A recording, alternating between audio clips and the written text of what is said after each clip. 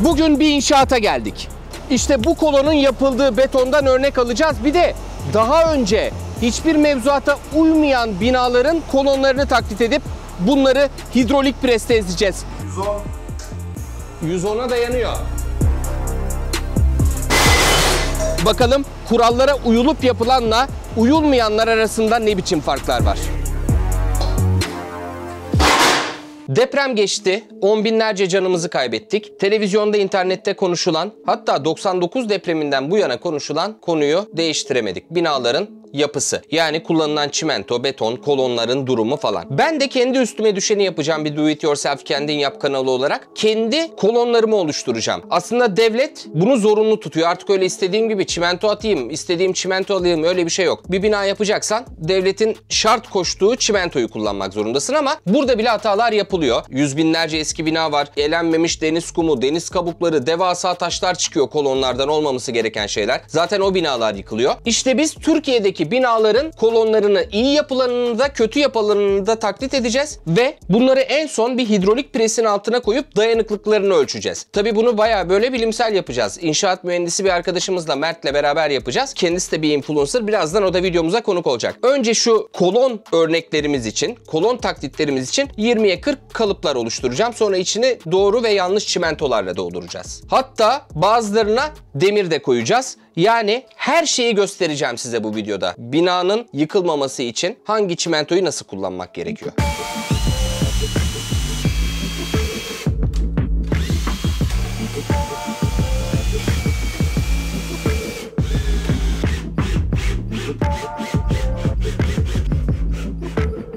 Türkiye'deki inşaat tarihini aslında biraz incelemiş olacağız. Yani son özellikle 40 yılı, 50 yılı hatta. Sizin bina kaç yaşındaydı? 60 yaşında. Yani çok eski binalar var. Hatta yani öyle bakacak olursak mesela Nişantaşı'nda 1. Dünya Savaşı zamanlarında Almanların yaptığı binalar falan var. Aynı bölge zaten. Evet, aynı bölge. Böyle bir durum. Bakalım şimdi bunları hem doğrusuyla hem yanlışıyla dolduralım.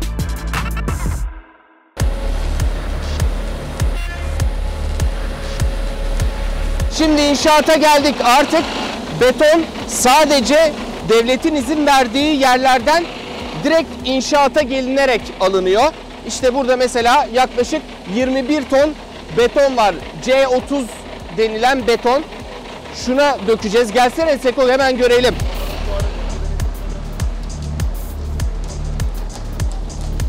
Bak, pompaya dökülüyor şu an beton. O betondan direkt alacağız biz.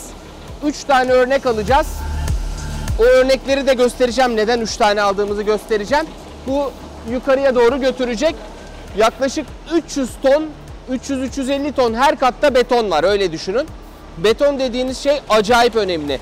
Yani depremlerde bu bina hasarları, yıkılmalar belki de çok büyük oranda yanlış beton ya da betonu yanlış kullanmaktan oluyor. Bak geliyor Seko. Geliyor.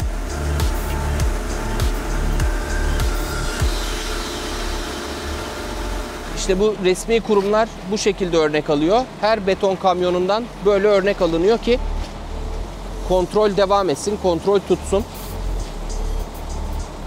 Ve bir gün sonra tekrar bakılıyor. Acaba uygun mu donduktan sonra, donmaya başladıktan sonra yani.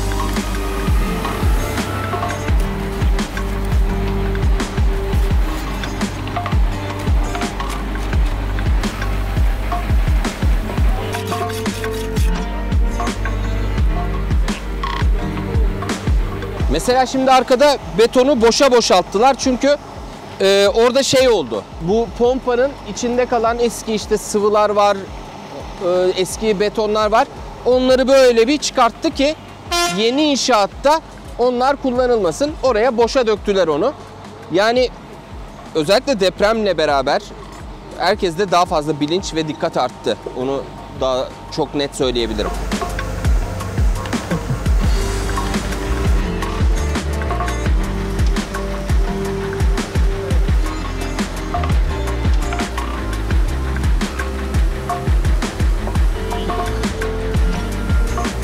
Üç taneyi yaptık. Buna %20 oranında su dökeceğim. Bu bir hata anlamına geliyor aslında. Farkı göreceksiniz tabii böyle olunca.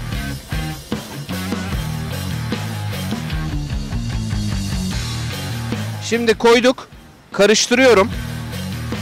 Yani şimdiden acayip tabii ki doğal olarak sıvılaştı. Bakalım nasıl bir etkisi olacak işin ucunda. Yani bunlardan ne kadar daha az dayanacak. Çünkü bu hata yapılıyordu eskiden. Hazır betona bile su katılıyordu. İşte daha akışkan olsun diye hesapsızca katılıyordu. Şimdi örnek bu. Zaten aradaki farka bakın. Hiç ona su karıştırmak istemiyorum ama hani bu nereye bu nereye. Şimdi bunların kurumasını bekleyeceğim. Bunlar arkadaşlar şu an şu ikisi izin verilen ölçüde hazır beton. Bu izin verilen ölçüdeki hazır betona yasa dışı olarak konulan suyu temsil ediyor. Şimdi bir de gideceğiz. Özellikle 99'dan önce yani Türkiye'deki yapı stoğunun önemli bir kısmını karşılayan 99 öncesindeki yapıların çimentolarını kendimiz nalburdan, denizden falan kum toplayıp yapacağız. Olması gereken betonları kurutmaya bıraktık. Geldik. Mert yanımda. Mert sağ olsun bir YouTube'da gezi kanalı var ama onun dışında inşaat mühendisi. Bir anlatsana Mert kendini. Abi ben inşaat mühendisiyim. 2017'ye kadar inşaat işleri yapıyordum. Hem müteahhitlik hem danışmanlık. 2017'de dedim ki inşaat bu kadar yeter. Ben biraz gezeyim. O günden beri geziyorum ama inşaat bizi bırakmıyor. Sen bir de yani babadan beri o da inşaat mühendisiydi. O yüzden bu çimentonun, betonun kokusunu özlüyoruz bir yer. Tamam ben getirdim abi. İşte çimento var, kum var. Hemen karalım falan filan. Yani şimdi biz şeyi yaptık yine Mert'in danışmanlığında yaptık tabii. Yani o nasıl hazır betonu kullanacağımızı ona sorarak yaptık. Su %20 su koydun dedi falan. Yani bunları dinledik onu. Şimdi 99'dan önce yani yönetmeliklerden önce aslında 2018'de yeni yönetmelik geliyor. Aslında o zaman da var, 70'te de var ama tabii ki deniz kumu bilmem bu kadar denetleme yok. Detaylı değil belki. 99'dan önceki bu Türkiye'deki yapı stoğunun çok büyük bir kısmını karşılıyor. Nasıl yapıyorlardı? Onu göstereceğiz. İşte deniz kumu, iri taşlar falan filan. Çimento var, kum var, çakıl var. Hatta şurada da şöyle tam simülasyon yapabilmek için gittik deniz kumundan işte ponza taşı aldık. Deniz kabukları aldık falan. Ya zaten en büyük sorun Uras şu. Eski evlerde de bakın göreceğiz yani Allah gecinden versin ama göreceğiz depremle. 99 öncesi yapılan binalar da ayakta kalacak. Ama hakkaniyetle o zamanki kanunla kitabına uygun olan binalar kalacak. Şimdi kumu elekten geçirmemişin her yeri böyle kabuk dolu. Ya da atıyorum içerisine doğru düzgün sıkıştırmamış büyük boşluklar var. Kolon ne yapsın? Yıkamamışsın, tuz zaten. Deniz kumunu çektiğin gibi kullanmışsın. Denetleme de yok. Evet. Yani. Neyse inşallah. Burada bir gösterelim onu. Evet yani ne yapacağız abi? Sen bana söyle ben koyayım. Abi şöyle kabataslak bir oran. Aslında bütün beton sınıflarının oranı farklı ama işte 3 ölçek çimento koyalım. Koyalım. Bundan 3 ölçek dolu koyuyorum o zaman. Koyalım çimentomuzu. Bu arada şunu da belirtelim. Burada yaptığımız ölçüler, birim ölçüleri hani mühendislik standartlarına göre değil kabataslak simüle etme amacıyla yaptığımız bir şey. Hani kaba bir size fikir versin. Bir 3 ölçek çimentomuzu koyalım. Sonra bunu karacağız. Çimento da pis bir şey ama ya. Tozun içinde kaldım burası. Evet gerçekten. Ben kaçtıkça bana geliyor. Evet nefes alamıyorum şu an. Bir tane daha koyarsam 3 ölçek olacak. Tamam. Evet. Buna yaklaşık 8 ölçek gibi kum koyalım. 8 ölçek. 8 ölçek. 3'e 8 gibi. 3'e 8, 9. Hani o civarlarda kabataslak bir kum daha fazla. Kum daha fazla. Şöyle karıştıracağız bunu sonra.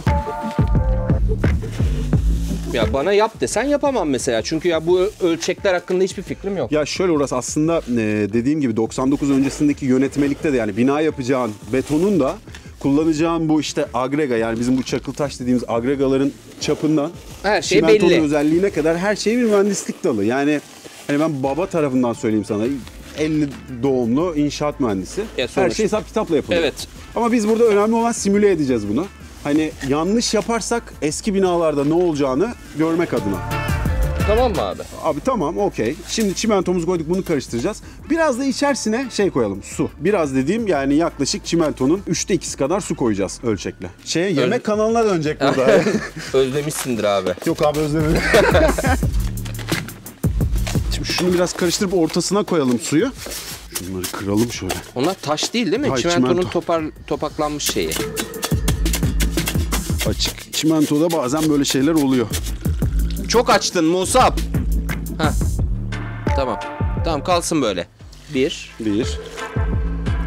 2,5 koysak. Öyle mi? Yeterli. Tamam. Burada aslında Uras bu su ve çimentonun kimyasal birleşimi miktarı çok önemli. Hayati konu orada bitiyor aslında. Tabii şeyde de hani bugün o %20'yi katar katmaz anladım Değil mi? onu. Suyun fazla olduğunda. Bir de şey de gitti, o katkı mı diyorlar, bir şey içinde diyorlar. kimyasallar da Gitti. gidiyor. Ve işin ilginci ne biliyor musun? Yani ilk yaparken sudan kaçıyoruz fakat biraz prizlendiğinde, yani sertleştikten sonra da en az 7 Yağdırıyoruz. gün suyun içinde olmasını istiyoruz ki güzel güzel kimyasal reaksiyonunu karşılasın. Su yeterli herhalde. Şimdi bunu yavaş yavaş karıştıracağız.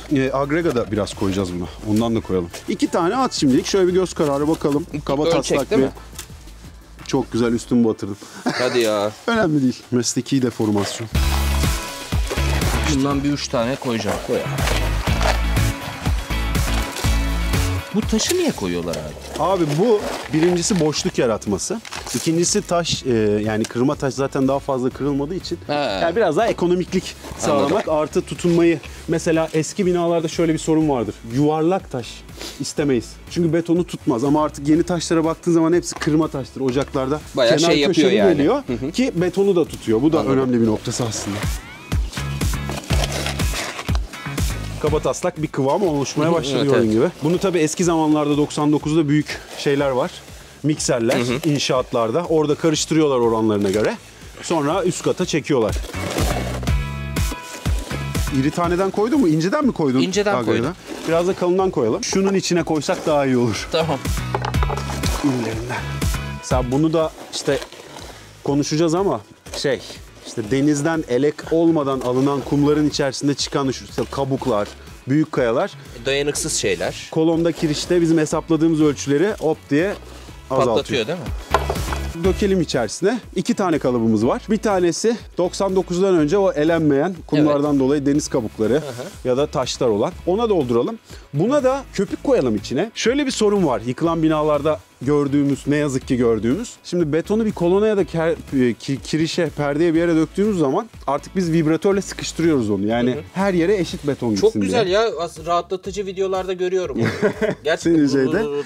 Ama bu bizim için hayati öneme sahip. Neden? İstediğin kadar iyi beton hazırla. Bu betonu kolonun içine dökerken atıyorum aşağıda bir alana kolon gitmedi beton. Taşlar doldurdu. Ne olacak? Üstüne ikinci katta bir boşluk var kolonda. Tamamen geri kalanı büyük bir risk. Eskiden çubukla ya da başka şeylerle sıkıştırmaları gerekiyordu. Onu simüle edelim bunda da. Tamam. Biraz karton koyalım. Hani boşluklar oluşmuş olsun. Tamam. Köpük olur. Boşluk olması önemli olan. Beton olması gerekirken hiçbir şey olmayınca ne oluyor? 30'a 30 kolon aslında 15'e 30 gibi çalışıyor ve bütün hesaplar orada ne yazık ki patlıyor. Bak ponza taşı buldum. Tam deniz şeyi. Kabuklar var. Kabuklar var. Ben o zaman yavaş yavaş onun içine şunu koyayım. Tamam.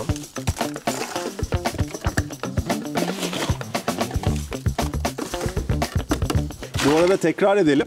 Burada hazırladığımız beton hani tamamen simüle etme amacıyla yapılmış. Hani ölçekli veya işte eski BS betonlarına göre oranlanmış bir beton değil. Değil.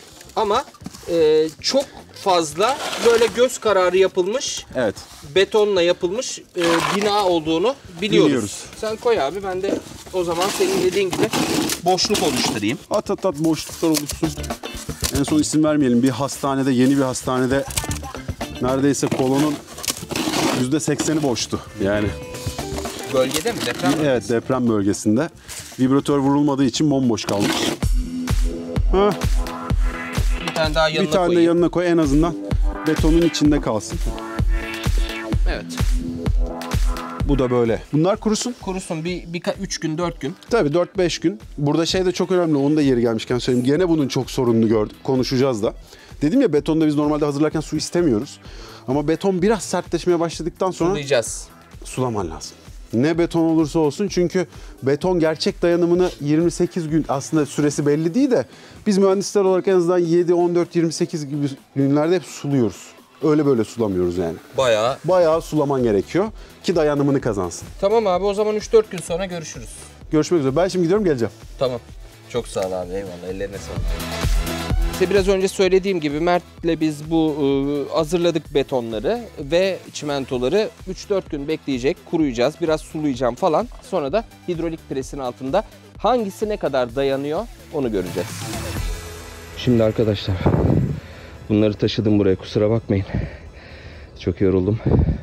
Şöyle söyleyeyim.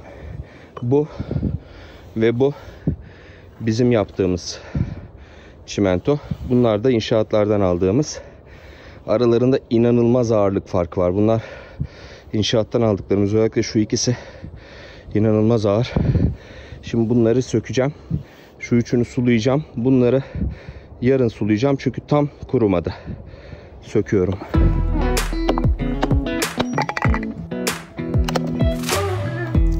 Suluyorum.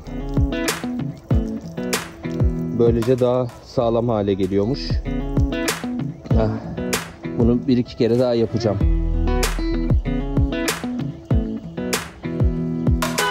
Bu zaten suyla karıştırılmış olan, bakın ne kadar düzgün, görüyor musunuz? Doğal olarak en kolay kalıba suyla karıştırılmış olan uyum sağladı. Diğerleri bakın çok daha farklı durumda. Abi 10 gün falan oldu. Evet. Bayağı Gerçekten. bir kurudular. Kurudular. Bu deniz kabuklu, yuvarlak taşlı. Gelişi güzel hazırlanan. Gelişi güzel hazırlanan. Yani 99 öncesi yapı stokunda bayağı olan ne bir yazık ki. malzeme. Ne yazık ki gerçekten. İlk olarak bunun testiyle başlıyoruz. Şimdi 2 tane silindir koyuyorum abi. Evet. Şöyle. Burada esas göstermek istediğimiz şu. Onu da anlatalım silindir koyma Evet. sebebimizin. Tek bir yerden baskı yaparsak o zaman deprem yükündeki o betonun demirle birlikte yapması gereken sehimi gösteremeyeceğiz. O yüzden tek noktadan değil 2 noktadan baskı yapmak istiyoruz. O yüzden de Uras burada güzelce o silindir Oldu değil mi? yerleştiriyor. Oldu. Şunun tam ortaya gelmesi bizim için yeterli. Bakalım. Şu kilo mu? Bunların 300'ler, 200'ler. Newton mu? Bar. 300 bar basınç diyor. Kilogram olarak yazmıyor. Tamam, önemli değil ya. Doğaçlama gelişecek. Bar Aynen. üzerinden gideceğiz. Kaç barda kırıldığına. Zaten göreceksiniz betonun kalitesi ve Her şey, olması gerekenle olmaması gerekenin ne olduğunu hep beraber göreceğiz burada. Çalıştırıyorum. Fena değil gibi. Tamam mıyız? Basıyorum. Bu yani gerçekten kötü bir örnek En ama kötü beton. olmayan bir şey değil. Değil. Ne yazık ki.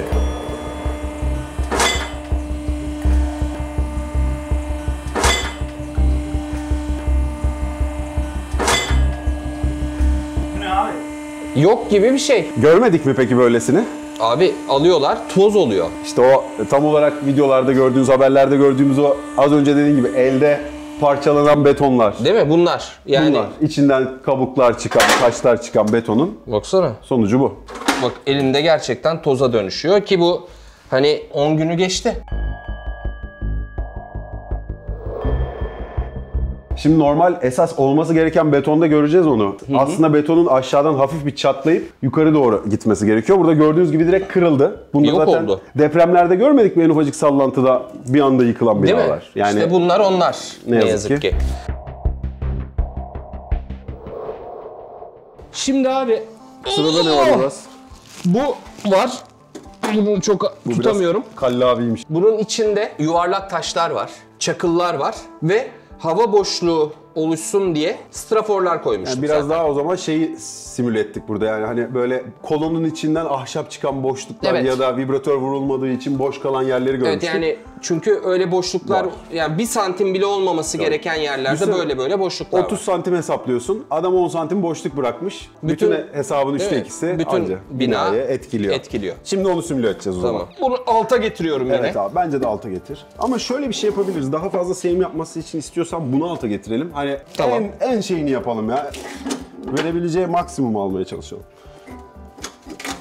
Şimdi yuvarlak koymamızın nedenini bir kere daha açıklayalım. Köşeli olsa köşelerden kıracak. Tabii köşesi batacak, o zaman fazla kıracak. Biz istiyoruz ki yükü iki taraftan eşit dağıtsın. O yüzden böyle yuvarlak koyduk. Tek bir yerden de baskı yapıyoruz. Şu an 25 barda. Basıncımız. Biraz önceki yani 50'ye gelmeden, 50 bara gelmeden neredeyse Yetmişti. yok olmuştu. Şimdi yavaş yavaş Hafif çekiliyorum. aşağı indiriyorum. Bak dayandı. Dayandı. Çatırdılar geliyor. Evet. Şunu biraz daha sola almamız lazım aslında. Nedenini söyleyeceğim. Da eşit Bu değil. buna çok yakın olmuş. O yüzden yükü bu kaldırıyor. Tamam. Biraz daha ortalamamız lazım. Gel onu biraz daha şöyle ittireyim ben sana doğru. Çünkü bu yükü taşıyor, Evet. betonu çatlatmayacak. Abi işte o yüzden mühendisle yapıyoruz. Estağfurullah. Tamam mı? İndiriyorum. İndir abi. Tamam. Evet, böyle daha iyi. Şimdi ben demiyorum bu %100 bilimsel bir testtir. Ama genel olarak bir bilgi Ama verecek. fikir verir. Fikir verecek. En azından birbiriyle kıyaslayabileceğiniz Kıyaslayabileceğiz. ne nedir diye. Şimdi 50 bara Ben geldi. yine biraz çekiliyorum. Evet. Çünkü yani belli olmaz ne olacağı.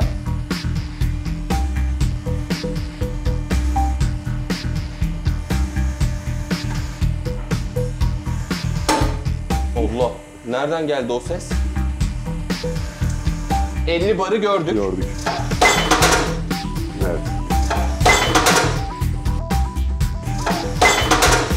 55'lerde falan gitti. Burada şeyi gördün değil mi? Normalde kolonlarda veya kirişlerde sehim yaparken deprem yükünde hep aşağıdan yukarı doğru. Çünkü böyle bir sehim yapıyor. Evet. Sehim yaptığı için de aşağıdan başlıyor yukarı doğru kılcal çatlamayı. Onu C30 betonda daha rahat göreceğiz. Hatta demirlide daha da özel bir konusunu konuşacağız. Öyle mi? Neden içine demir konduğuna dair. Tamam. 50 barı biraz geçtik. Zaten hani boşluklar direkt Tabii. şurada nasıl kırıldığını görüyoruz. Malzeme bu. Bunun içinde bakın bu daha iyi bir beton zaten. Ama yuvarlak taş. Hiç bak, istemediğimiz taş. Evet. Neden istemiyoruz biliyor musun? Onu da hızlıca Tutmuyor. anlatın. Tutmuyor. Kırma taş istiyoruz ki köşeli olsun, betonu tutsun. Rahat Şu içime zaten atıyor. bak buradan patlamış. Evet. Yani yuvarlak taş tutmamış resmen. Bir boşluk gibi davranıyorsun. Nuri. Evet. Bak. Şurası işte o yuvarlak taşın bıraktığı nokta kendine. Boşluk gibi çalışıyor. Bak şurası zaten boşluk. Evet. Hani hiçbir taşıma yok. O yüzden burada şu kadarcık bir alanla geri kalan alan taşıyor. Düşün. Değil Bu mi? kadar Yani kolay. evet ya şu ve şu taşıyor. Bu kadarı boş Boşta. neredeyse. Yazık. Ama yapılırken sanarsın ki bu kadara bu kadar beton yaptık. Ama değil. Ama değil. Sulandırılmış C30, C35 yani yasal olarak kullanılmasına izin verilen ama sulandırılması yasal olmayan şey. Ne yazık ki birçok bilmeyen kişinin yanlışlıkla hani böyle betonu daha rahat kalıba dökelim diye yaptığı ama aslında en büyük yanlışlardan bir tanesi. Göz yumulan ne yazık ki. Betona su katarlar ve aslında burada barda göreceğiz olmaması gerekenle olması gereken arasında nasıl bir fark Yani olduğunu. çoğu en güzel bu gözüküyor aslında. Abi bayağı ağır. Ben vereyim bir de sen bak bakalım ne kadar. Hop. Evet yani Ağır. Hadi bak Seko'ya geldi. Hemen Şimdi şimdi abi koyduk. Seko bunu. gelmeden metini duydum abi. Tamam mı? Tamam abi. Bir bakalım ortaladık mı? Hem şunlar ortalandı mı hem bunlar hem de bu. Şimdi buradan çekilelim mi? Uras ben kırılana kadar şöyle bayağı Evet. bir Seko'nun Çünkü da arkasına geçiyorum. Aynen. Şunla zaten Seko'nun arkasına geçersen Rahat sıkıntı mı? yok. Aynen. O Seko'ya geleceği için. Şimdi bunu fırlatma olasılığı var. Artık güçlendi. Evet, Gerçi beton. bu da sulu bir beton. Ama ben de başka bir yöntemle. öyle. Seko. Tamam mıyız? Tamam. Kaç oluyor? 50'ye geliyor. İşte bu.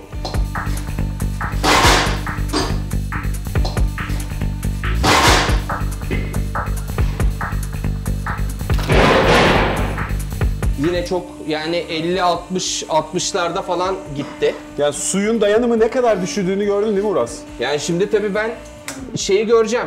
Yani diğerinde farkı. o farkı göreceğiz. Aslında Betonun içerisindeki ne kadar iyi de olsa işte Evet. su dayanımı ne kadar azaltıyor. taşlar, çakıllar her şey olması gerektiği gibi. Kalıbı da güzel yapmışım bu arada. Tebrik ediyorum. Evet abi vallahi. 40 yıllık bir inşaat ustası gibi kalıp çıkar. Artık şey Tertemiz yani. marangozluk konusunda öğrendik yani onu. Ellerine Ama sağlık. dediğin gibi bak yani çok iyi durumda beton. Ki işte agrega çapı olsun, içerisinde kimyasal olsun her şey olması gerektiği gibiydi. Ta ki suyu katana kadar. Bir %10-15 fazla su kattık Evet. ve 55 bara kadar dayandı.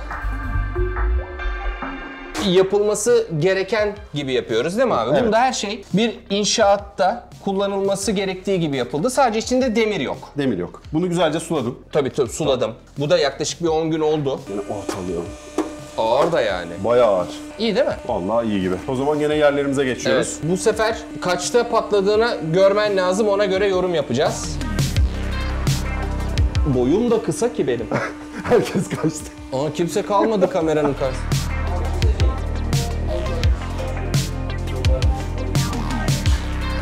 Kaç oldu? 45.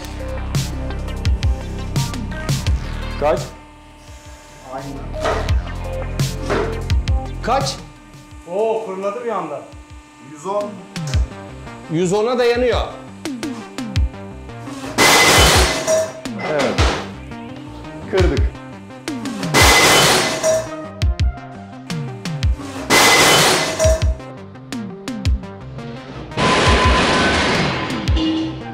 %30'larda, 140'larda. Parçamız da bu arada buraya geldi.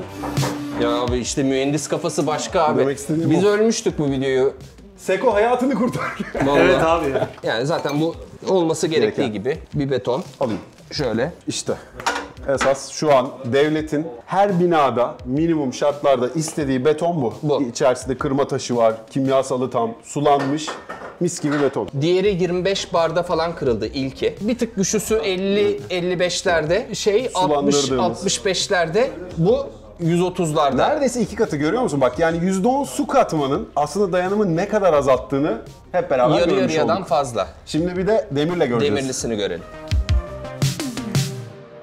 Yine C30, C40 beton. Her şey olması gerektiği gibi. Tabi burada mucurlar biraz altta toplanmış. Evet. Ama onda yapacak bir şeyim yok. Ya bu kadar küçük kalıba da dediğin gibi aslında Evet. çok yapacak bir şey yok. Yani- Şimdi demiri aşağı koyuyoruz ki onu da aslında kısaca özetleyelim. Normalde yapılan en büyük hatalardan bir tanesi şu Uras. Binamızın betonu iyi mi? Binanın betonu diye bir şey aslında tek başına yok. Beton ve inşaat demiri kompozit malzemedir. Yani beton basınca dayanır ama çekmeye asla dayanmaz. En ufacık yerinde çat diye az önce gördüğümüz gibi kırılır. Orada da işte bu inşaat demirinin esneme payı devreye Ve giriyor. tırtıklı inşaat Tabii. demiri. Yani bu nervürlü dediğimiz, bu 99 depreminden sonra değişti. Artık sıyırmasın beton diye nervürlü kullanıyoruz. Normalde bu bir kompozit malzeme artık. Yani göreceksin. Betonarme bu. Betonarme bu. Şimdi biz yukarıdan basıncı verdiğimiz zaman alt taraf sehim yapmaya çalışacak. Normal betonlarda çat diye kırılıp parçalandı. Bunda kırılıp parçalanmayacak. Hafif hafif o çelik işte kırılmasın diye onu eğmeye başlayacak. Tutacak. Ama biz hayatta kalabilmek için çatladığı an bırakacağız. Bırakacağız. Tabii aşağısı biraz daha boşluklu. O yüzden yani bir tık daha fazla güç verebilirsin. Oldu galiba. Tamam. Seko senin için özel hazırladık. Allah razı olsun. Herkes yerlerine. En güçlüsü bu. Tahminlerime göre 130 barın üzerinde geçmesi gerekiyor. Zaten bir çatlak göreceğiz. Patlama görmeyeceğiz. Tamam. Tamam mıyız? Bize dakika dakika barı okur musun gördüğünde? Biz de görelim. Seko. Hazır Seko mısın? görüşürüz. Hazırım. Kaçız? Oku abi oku. Oynadıkça oku. 60. 125.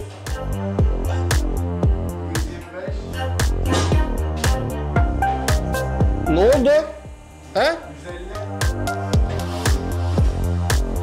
Kaç? 170.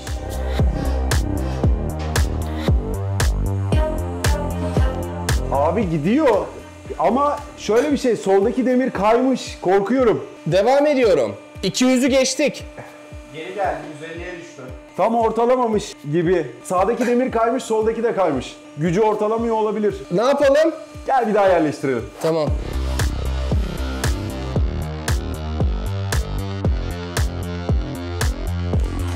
Kaçtayız? Kaç? 170. 200'e dayandı.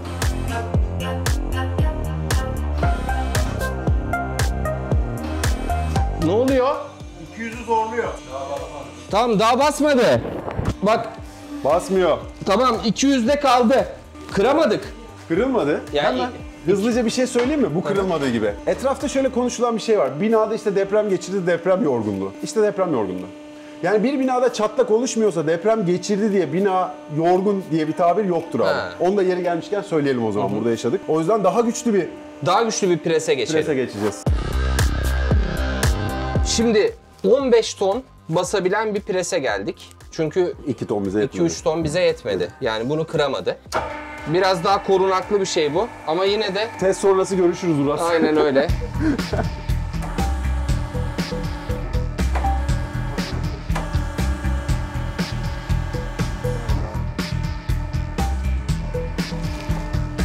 Yok, olmuyor.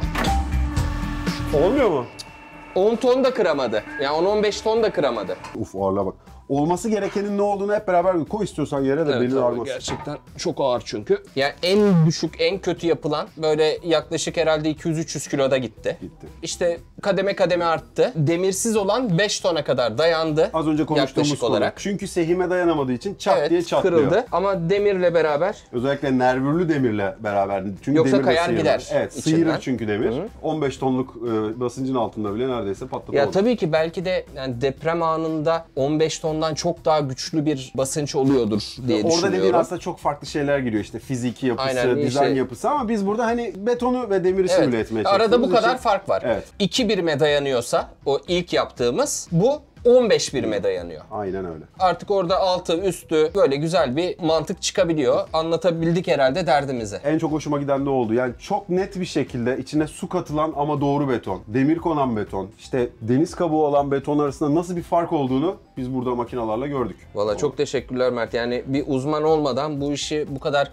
doğru yapmak mümkün olmazdı. Estağfurullah, bir faydamız olur. En azından insanlar da bunu açık açık görmüş oldular şimdi. Hep anlatılıyor ama bunu böyle görmek çok farklı bir şey.